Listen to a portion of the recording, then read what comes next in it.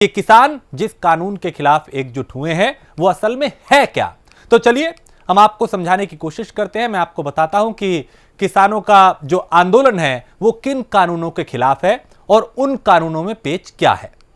आपको समझाने की कोशिश करते हैं कि किस तरीके से दरअसल किसान जिन कानूनों के खिलाफ दिल्ली का घेराव कर रहे हैं उन कानूनों को 3 अलग अलग हिस्सों में मैं आपको समझाता हूं। इसमें सबसे पहले किसान उपज व्यापार एवं वाणिज्य विधेयक 2020 है। इस विधेयक के मुताबिक किसान देश में कहीं भी अपनी फसल को बेच सकता है। इसके अलावा यानी किसानों को अपनी फसल अब मंडी के बाहर बेचने की पूरी आजादी होगी। इस कानून में दलील यह भी दी जा रही है कि इससे 2 राज्यों के बीच कारोबार बढ़ेगा और भी कई चीजें हैं, वो भी एक एक करके हम आपको बताते हैं। साथ ही मार्केटिंग और ट्रांसपोर्टेशन का खर्च भी कम होगा।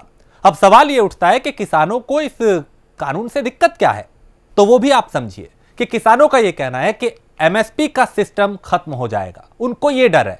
जबकि दूसरी तरफ सरकार कह रही है कि एमएसपी पहले की तरह जारी रहेगी। यह सिर्फ कहा जा रहा है, कहीं लिखित में नहीं है और बवाल इसी बात का है। इसके अलावा किसानों को और भी कई तरह के डर है। यह भी डर है कि फसल अगर मंडी के बाहर बिकने लगी तो मंडियां खत्म हो जाएंगी। यह भी एक डर सताने लगा है। लेकिन सरकार कह रही है कि मंडियां खत्म नहीं की जाएंगी और पहले की तरह ही कारोबार होगा। किसान ई नाम जैसे सरकारी पोर्टल को लेकर भी सवाल खड़े कर रहे हैं, जिनके जवाब में सरकार का कहना है कि ई नाम ट्रेंडिंग जारी रहेगी, इसे किसी भी तरीके से प्रभावित नहीं किया जाएगा। करीब से और बारीकी से और विस्तार से हम आपको समझाने की कोशिश कर रहे हैं कि मसला क्या है, समस्या क्या है, समाधान क्या है, किसानों की गलतफहमी क्या है और उसको कैसे दूर किया जा सकता है। तो अब दूसरे कानून की बात करते हैं, जिसका नाम है किसान कीमत आश्वासन और कृषि सेवा पर करार विधेयक 2020। अब ये दूसरा कानून है, चूंकि कुल 3 है और एक एक करके इनका विरोध हो रहा है। तो इस कानून के अंदर एग्रीकल्चर एग्रीमेंट पर नेशनल फ्रेमवर्क का प्रावधान दिया गया है और इस कानून के तहत बिक्री, फॉर्म सेवाओं, कृषि बिजनेस और फर्म का किसानों से जुड़ाव किया जाएगा। साथ ही प्रोसेसर्स, खुदरा विक्रेता, निर्यातक को किसान से जोड़ना भी इसी कानून के अंदर आएगा। दूसरी तरफ सरकार के मुताबिक यह कानून किसानों को क्वालिटी वाले बीज की आपूर्ति कराने में मदद करेगा।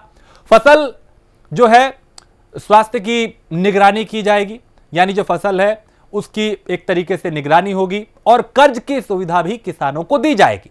साथ ही फसल बीमा की सुविधा देने की बात भी कही जा रही है। अब आप सोचिए, जब फसल जो है उसका अगर नुकसान होता है उसको रिकवर करने की तैयारी की गई है, तब भी यहां पे कंफ्यूजन क्रिएट की जा रही है।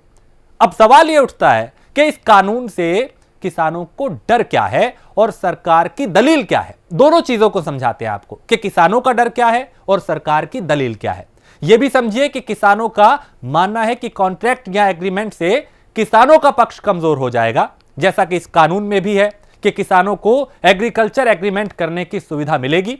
दूसरी तरफ सरकार का कहना है कि कॉन्ट्रैक्ट करें या नहीं, इस बात की आजादी किसानों को है।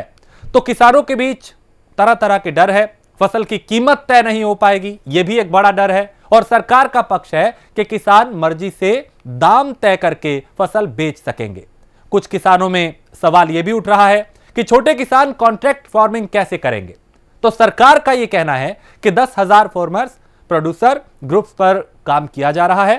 साथ ही किसानों को डर यह भी है कि कंपनियों से किसानों के कॉन्ट्रैक्ट में अगर किसी तरह का विवाद होता है तो इसका फायदा बड़ी कंपनियों को होगा, क्योंकि विवाद स्थानीय स्तर पर निपटाया जाएगा, यानी डीएम और दूसरे प्रशासनिक अधिकारी इस विवाद को संभालेंगे। क्योंकि कानून के मुताबिक विवाद में कोर्ट कचहरी जाने की जरूरत नहीं है और किसानों का यह भी मानना है कि प्रशासन उनकी मदद की बजाय बड़ी कंपनियों की सुनेगा, उनकी मदद करेगा। ये तरह तरह की बातें हैं। आखिर क्या डर है किसानों का, क्या कहना है सरकार का, क्या मसला है, क्या मुद्दा है जो विवाद में बना हुआ है। तो किसान कानून की जो एबीसीडी है वो हम आपको समझाने की कोशिश कर रहे हैं ग्राफिक्स के जरिए, और आसानी से आप समझ पाए, ये हमारी कोशिश है। आगे बढ़ते हैं। अब हम आते हैं तीसरे कानून की तरफ, आवश्यक वस्तु विधेयक 2020। इसमें संशोधन किया गया है। इस संशोधन के दायरे में अनाज, दलहन और दूसरी खाद्य चीजें जो हैं उसको शामिल किया गया है। तो इसमें अनाज, दलहन, तिलहन, खाद्य तेल आते हैं। दूसरी तरफ प्याज और आलू को जरूरी वस्तुओं की लिस्ट से बाहर करने का प्रावधान है। सरकार का यह दावा है कि इस संशोधन से किसानों को फसल की सही कीमत मिलेगी, क्योंकि यह देखा गया है कि बाजार में कंपटीशन बढ़ेगा तो जो दाम है वो भी कहीं ना कहीं कीमत जो है वो बढ़ती है कंपटीशन बढ़ने से। और इस कानून को लेकर किसानों में डर है, जैसे बड़ी कंपनियां जरूरी चीजों की स्टोरेज करेगी, यानी उन्हें जमा किया जाएगा।